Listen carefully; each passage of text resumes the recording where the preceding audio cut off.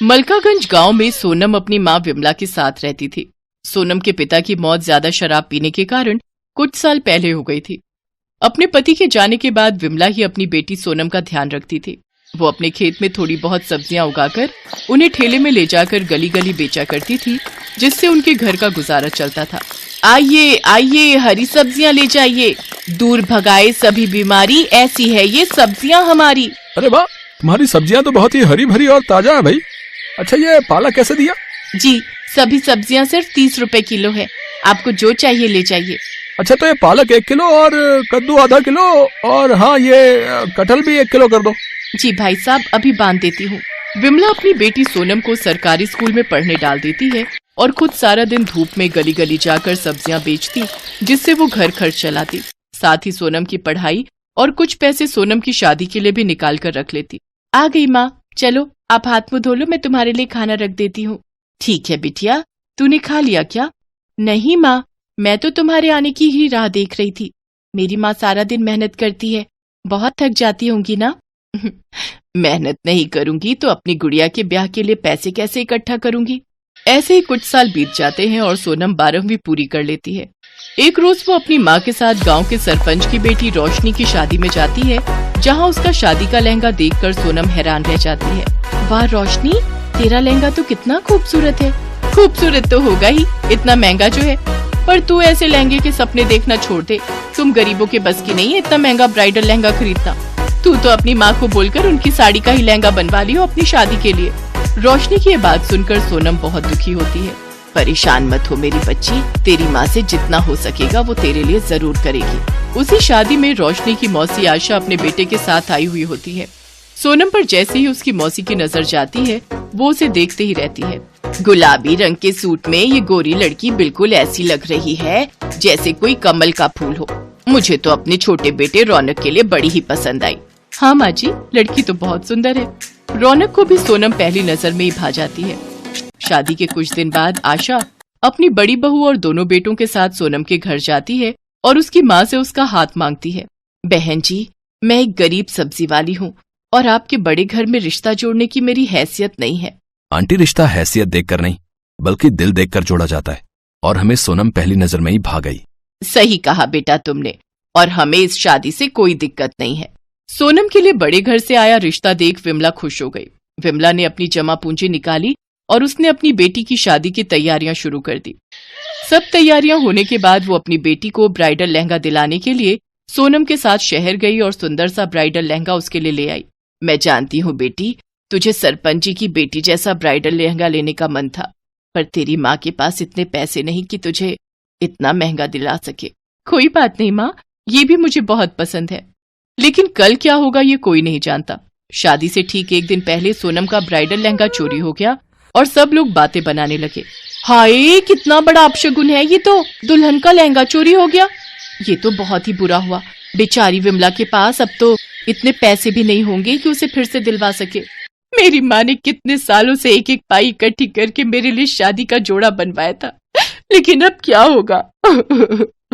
ये बात जब सोनम की जेठानी को पता चली तो वो बाजार गई और सोनम के लिए एक बहुत ही महंगा और खूबसूरत ब्राइडल लहंगा ले आई, जिसे देखकर सोनम हैरान रह गई। अरे, ये तो वही लहंगा है जो सरपंच जी की बेटी मतलब रोशनी ने अपनी शादी में पहना था। हाँ, हमें उसी ने बताया कि तुम्हें उसका लहंगा बहुत पसंद आया था, लेकिन इतना महंगा होने के कारण तुम ऐसा लहंगा अपनी शादी के लिए खरीद नहीं पाई। इसलिए जब मुझे पता चला कि तुम्हारा लहंगा चोरी हो गया है तो मैं इसे तुम्हारे लिए ले आई। दीदी, आप बहुत अच्छी हो, थैंक यू सो मच। तुम्हारा बहुत बहुत धन्यवाद बेटी, तुमने हमारी लाज बचा ली। सोनम मेरी छोटी बहन जैसी है माँ जी, उसके लिए मैं इतना तो कर ही सकती हूँ। अब कल इस जोड़े को पहनकर दुल्हन बनकर तैयार हो जाना, हम धूमधाम से बारात लेकर आएंगे अपनी दुल्हनिया को लेने। अगले दिन जब सोनम वो ब्राइडल लहंगा पहनकर तैयार होती है तो वो किसी अप्सरा से कम नहीं लगती।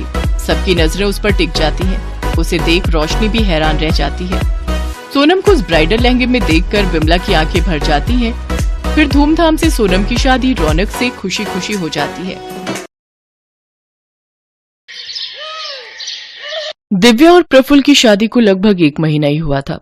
दिव्या के ससुराल में उसके पति के अलावा उसकी सास और एक ननद थी। जब से दिव्या ब्याह के आई थी, घर की सारी जिम्मेदारियां उसी के सर पर आ गई। घर में बेचारी इकलौती बहू सारा दिन सबकी फरमाइशें पूरी करते ही नहीं थकती।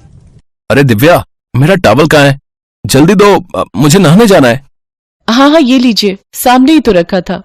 बहू, अरे ओ बहू, अरे कहाँ रह गई? चाय आज ही मिल जाएगी या कल तक का इंतजार करूं? जी लाई, सारा दिन बस ये करो वो करो, ऐसा लगता है बहू ने कोई काम वाली लाए हैं जिससे बस सारा दिन काम करवाते रहो, सुबह से शाम तक बस उनकी फरमाइशें पूरी करते रहो। इससे लाख गुना खुश तो मैं अपने मायके में थी, जहाँ मैं बस ऑर्डर करती थी और मेरी माँ मेरी सारी फरमाइशें पूरी करती थी। मेरी ही गलती थी जो अपने पापा की बात मानकर इस घर में शादी के लिए तैयार हो गई, नहीं तो वो कनाडा वाला मनप्रीत आज मुझे रानी बनाकर रखता और विदेश में रहने को मिलता वो अलग। हाय मेरी किस्मत, यहीं आकर फंसना था मैंने। अरे चाय पिलाने का मन नहीं है क्या बहू? लाई लाई मम्मी जी, ये लीजिए आपकी चाय। इसके बाद दिव्या किचन में जाकर खाना पैक करने लगती है। तभी उसकी ननद नैना किचन में आती है। भाभी, अगर मेरा लंच पैक हो गया हो तो दे दो, मुझे कॉलेज के लिए देर हो रही है। हाँ नैना, बस 2 मिनट, ये लो। नैना टिफिन लेकर वहां से चली जाती है। दिव्या सारा दिन अपने ससुराल वालों की खुशियों का ख्याल रखती, लेकिन अंदर ही अंदर कुढ़ती भी रहती।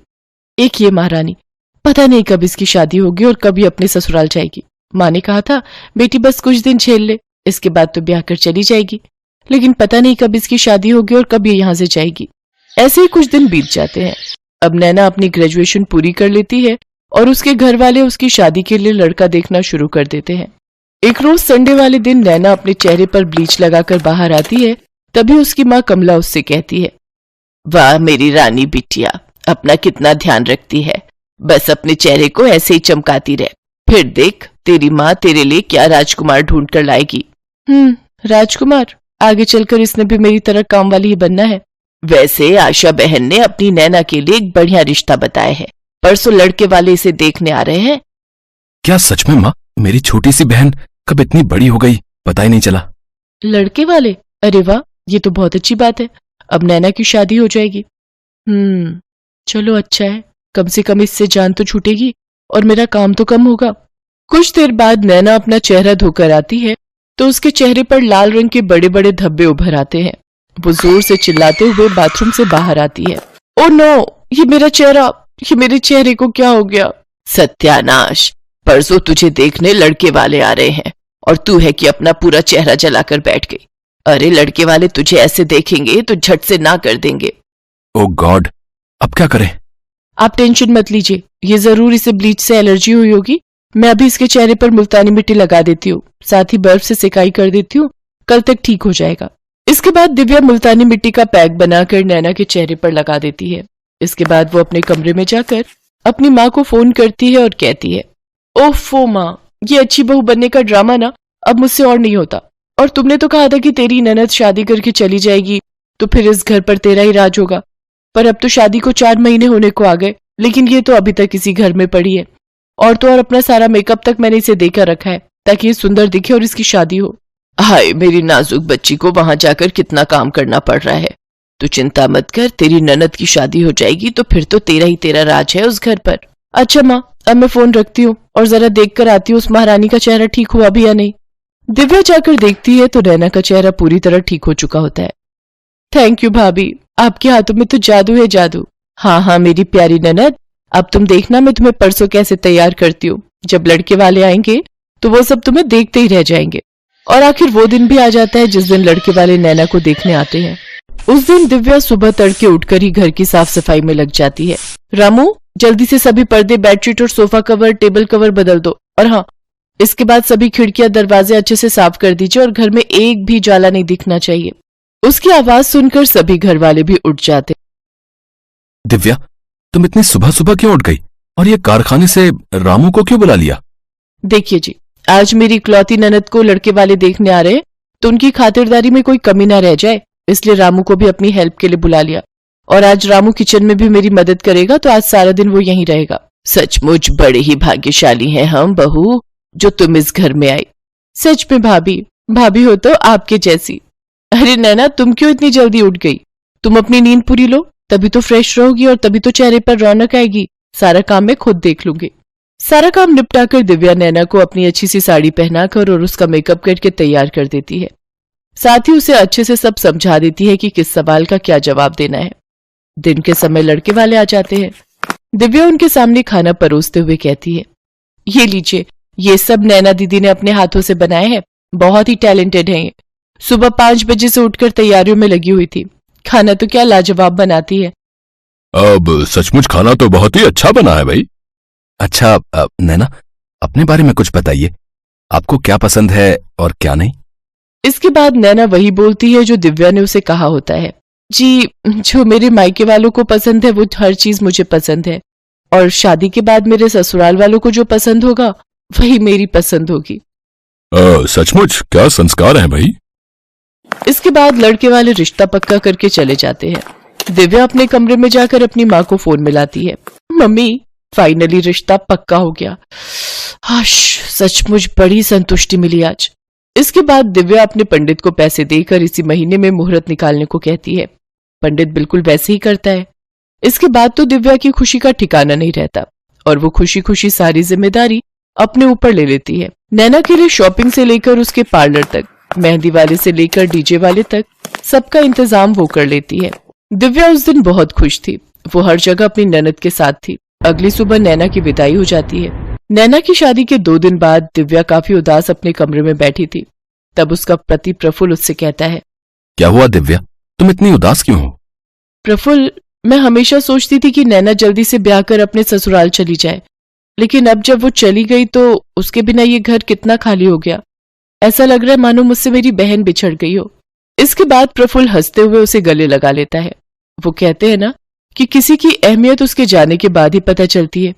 दिव्या के साथ भी कुछ ऐसा ही हुआ। नैना की शादी के बाद उसे अपनी ननद की अहमियत समझ में आई। Best buddies. Hello friends, thanks for watching this video. अगर आपको ये वीडियो पसंद आया है तो प्लीज लाइक, सब्सक्राइब, कमेंट्स करें इस वीडियो पर, और हाँ, शेयर करना भी ना भूलें। और भी मजेदार वीडियो देखने के लिए नीचे दिए गए बेल आइकॉन को दबाएं। देखते रहिए बेस्ट बडीज।